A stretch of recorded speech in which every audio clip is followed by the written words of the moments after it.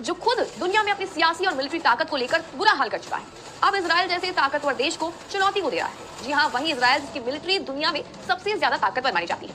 पाकिस्तान आखिर से गीदड़ भपकी ही कहा जाए कि पाकिस्तान के जो दूतावास है तमाम देशों में, वहां अगर हमला होता है तो इजराइल का खात्मा कर देगा पाकिस्तान। इजराइल को बात ऐसे समय कही गई है जब पाकिस्तान को जंग में मध्यस्थी बनाने की बात हो रही है।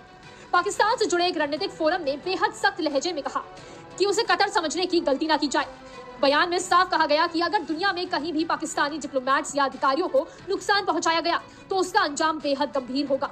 इस चेतावनी तेहरान में उस वक्त हड़कंप मच गया जब पाकिस्तानी दूतावास के आसपास धमाकों और हमलों की खबरें सामने आई। सूत्रों के मुताबिक घटना ने पाकिस्तान को भड़का दिया है। अगर हमारे राजनयिकों को, चाहे वे ईरान में हो या दुनिया के किसी भी हिस्से में, कोई नुकसान पहुंचा तो इसका जवाब बेहद सख्त और निर्णायक होगा। जी हाँ नाजरीन, पाकिस्तान ने जो है वो इसराइल को बड़े सख्त अल्फाज में जो है वो एक किस्म की धमकी दी है और उसे सख्त अल्फाज में कहा कि अगर पाकिस्तानी एम्बेसी और पाकिस्तान के लोगों और शहरियों को या एम्बेसडर्स को कहीं भी निशाना बनाएगा तो इसराइल को उसको सख्त सबक सिखाए। इसी चीज़ को लेकर फिर इंडियन मीडिया और गोदी मीडिया है वो इस बात को लेकर वो चिल्ला उठा है और इसी चीज़ को लेकर पाकिस्तान को जो है वो तनकीद का निशाना बनाते हुए क्या कह रहे हैं, चलिए वीडियो देखते हैं।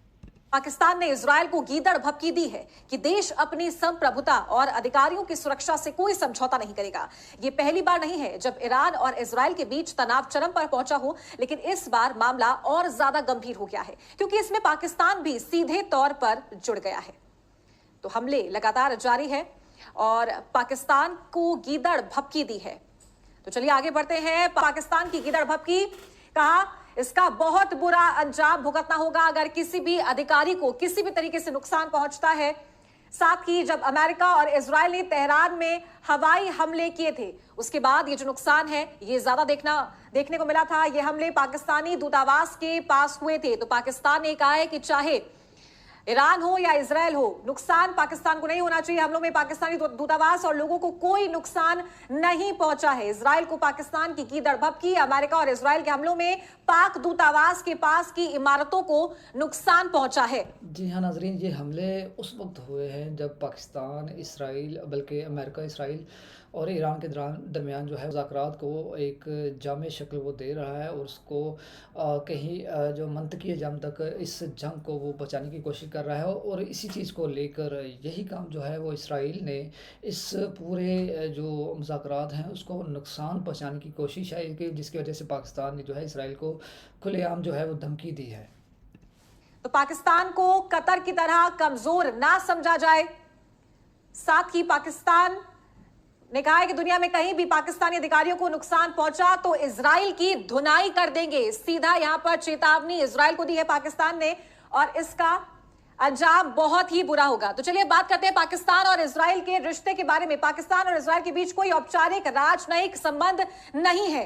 दोनों देशों के रिश्ते ऐतिहासिक रूप से तनावपूर्ण रहे हैं और हमेशा से हिस्ट्री देखी जा रही है। साथ ही पाकिस्तान इजराइल के अस्तित्व को मान्यता नहीं देता है। तो आगे बढ़ेंगे। पाकिस्तान हमेशा फिलिस्तीन का समर्थन करता आया है और इसीलिए जो रिश्ते हैं पाकिस्तान इजराइल के वो कुछ खास नहीं रहे हमेशा से।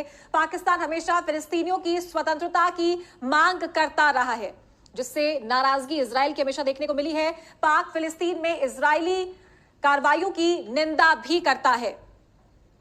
आगे बढ़ते हैं। कूटनीतिक रूप से पाकिस्तान और इजराइल एक दूसरे के दुश्मन भी माने जाते हैं, यानी कि दुश्मनी पहले से चली आ रही पाकिस्तान और इजराइल के बीच।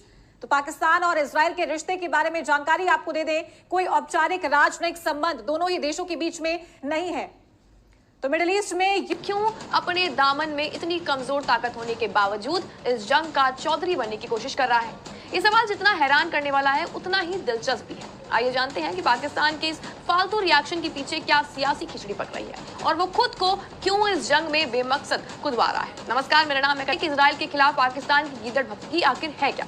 तो दरअसल 26 मार्च की रात को इजराइल ने तेहरान और ईरान पर बड़ी सैन्य कार्रवाई की, जिसमें पाकिस्तान के दूतावास के पास एक जोरदार धमाका हुआ।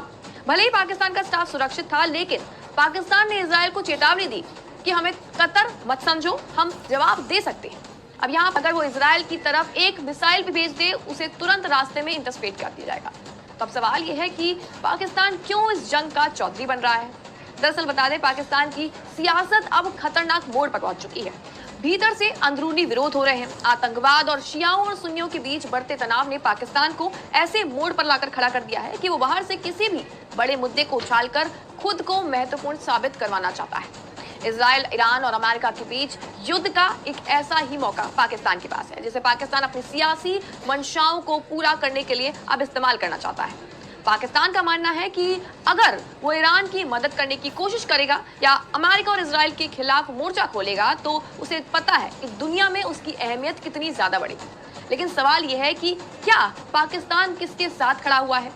खुद को कब तक इस जंग का चौधरी वो साबित करता रहेगा, जब उसके पास किसी भी प्रकार की कोई भी ठोस सैन्य क्षमता है ही नहीं। दरअसल पाकिस्तान की कोशिश ये है कि वो ईरान और अमेरिका के बीच चल रहे संघर्ष में मध्यस्थता करे, लेकिन है कि भारत और पाकिस्तान के बीच की राजनीतिक और सैन्य स्थिति में कोई भी बदलाव नहीं हुआ है। तो कुल मिलाकर पाकिस्तान की गीदड़ भभकी किसी भी काम की नहीं है। वो अपनी कमजोरी को ढकने के लिए इजराइल को चुनौती दे रहा है, जबकि सच्चाई तो ये है कि इजराइल की ताकत और रणनीति के सामने पाकिस्तान का टिकना भी मुश्किल है। पाकिस्तान के पास इतनी ताकत नहीं है कि वो किसी भी देश के सामने खड़ा हो सके।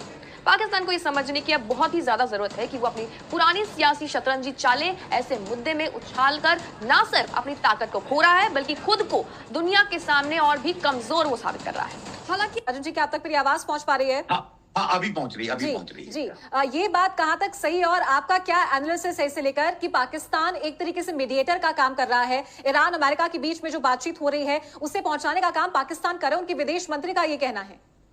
देखिए, पोस्टमैन और मीडिएटर में फर्क होता है। मीडिएटर दोनों पे इन्फ्लुएंस रखता है, दोनों जो वॉरिंग फैक्शन है उनको समझाने की स्थिति में होता है। अब ईरान और पाकिस्तान 2 साल पहले एक दूसरे पे मिसाइलें फेंक रहे थे। पाकिस्तान की कितनी इज्जत करता है ईरान, मतलब इस चीज से भी जाहिर है उनकी जो स्टेटमेंट आ रही है आदित्य। जहां तक अमेरिका का सवाल है, अमेरिका उसको एक किस्म का अपना पालतू समझ के काम करता है, उसके कहने पे तो वो कुछ नहीं मानेगा। तो एक मतलब आप उस स्थिति में ही नहीं है कि आप मेडिएट कर सके, आपका कोई लिवरेज नहीं है दोनों वॉरिंग फैक्शंस के ऊपर। तो इसका अंजाम भुगतना होगा। तो क्या वाकई इसे गीदड़ भभकी ही माने, और या फिर अगर सच में पाकिस्तान कोई स्टेप उठाता है तो वो किस हद तक गंभीर हो सकते हैं? देखिए, इस वक्त पाकिस्तान किसी भी स्टेप उठाने की काबिलियत नहीं रखता है। ऑलरेडी उलझा हुआ है अफगानिस्तान के साथ। बलूचिस्तान टीटीपी ने अलग मतलब जीना आराम करके रखा है। ईस्टर्न बॉर्डर पे भारत तैयार है। अब वो किधर किसको क्या समझाएगा, और करना है तो अभी कर दो भाई। उन्होंने तो आपकी एम्बेसी उड़ाई दी ईरान की, तो अगर आपको करना है तो ये तो वो बात होगी ना कि एक मारा उसने, बोला एक और मार के दिखा, उसके बाद देखते हैं फिर क्या होता है। तो भाई वो दोबारा मारेगा, उसका भी इंतजार कर लो, फिर आप बोलोगे एक और नहीं बस। तो इट इज लाइक दिस कि वो मतलब इजराइल ने जो करना है वो कर रहा है ऑलरेडी, एंड उन्होंने जो कर दिया है। तो अगर पाकिस्तान का जवाब देना था, अभी जवाब देने का वक्त था। अब क्योंकि उस स्थिति में नहीं है कि जवाब नहीं दे सकता, तो इसलिए बयानबाजी हो रही है। यस, ठीक है। नमस्ते जी, क्या आप इस सिचुएशन को कैसे देखते हैं? पाकिस्तान क्या भूमिका निभा रहा है जो मिडिल ईस्ट में वॉर सिचुएशन है उसे लेकर? आपका क्या एनालिसिस है? देखिए, इसमें अगर हम देखें तो पाकिस्तान का जो इतिहास रहा है वो एक बहुत काला इतिहास रहा है। अगर उसके और ईरान के संबंधों के बारे में हम बातचीत करें, देखिए अगर शुरुआत में अगर हम ऐतिहासिक पृष्ठभूमि को देखते हैं, जिसको रिटरेट करना और रीस्टेट करना आवश्यक भावी है, तो हम देखें कि ईरान पहला राष्ट्र था 1947 में जिसने पाकिस्तान को एक सेपरेट राष्ट्र की तरह, सॉवरेन राष्ट्र की तरह मान्यता प्रदान की। उसके बाद जो अमेरिकन खेमा था उसको पहलवी रिजीम जो थी तेहरान में, उसने पूरा सपोर्ट किया। और पाकिस्तान और ईरान सेंटो के और सीएटो के मेंबर थे। तो शुरुआत तो ईरान और पाकिस्तान के संबंधों में काफी अच्छी हुई, पर फिर भी अगर हम देखें, अगर प्रेजेंट को देखें, आगे बढ़े हम लोग इस क्रोनोलॉजी में, तो हम ये पाएंगे कि 2010 में हार्वर्ड यूनिवर्सिटी में, जो कि बहुत ही एंटी इंडिया और क्या कहते हैं एंटी एशियाटिक काम करती है हार्वर्ड यूनिवर्सिटी, वहां पर एक व्याख्यान था पाकिस्तान के विदेश मंत्री का, शाह महमूद कुरैशी का।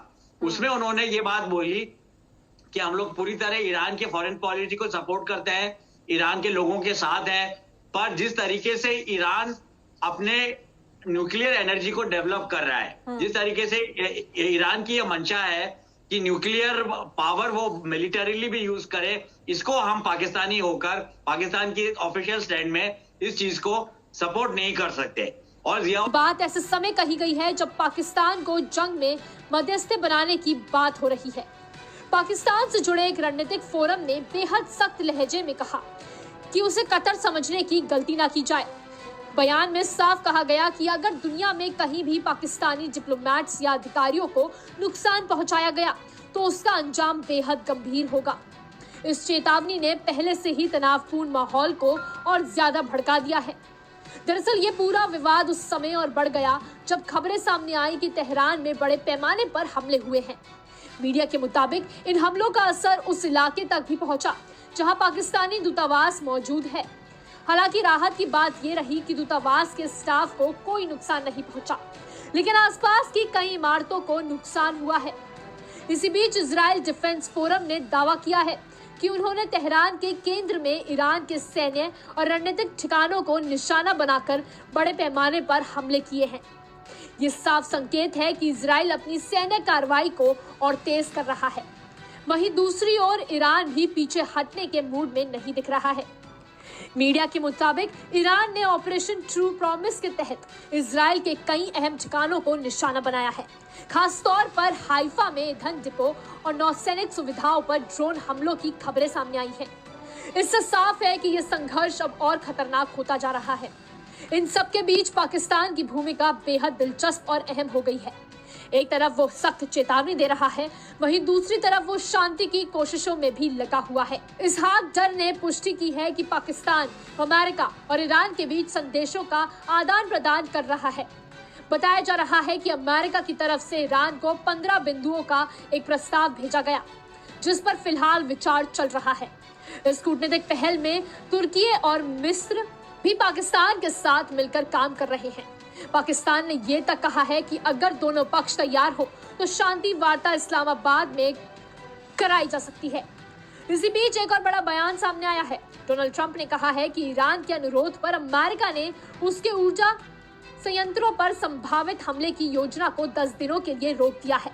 ये फैसला संकेत देता है कि अभी भी बातचीत के जरिए समाधान निकालने की कोशिश की जा रही है। लेकिन सवाल यही है, क्या ये कोशिशें सफल होंगी? क्योंकि जमीनी हकीकत ये है कि एक तरफ मिसाइल और ड्रोन हमले जारी हैं, तो दूसरी तरफ कूटनीति और कोशिशें चल रही हैं। ऐसे में ये मानना है। बिल्कुल।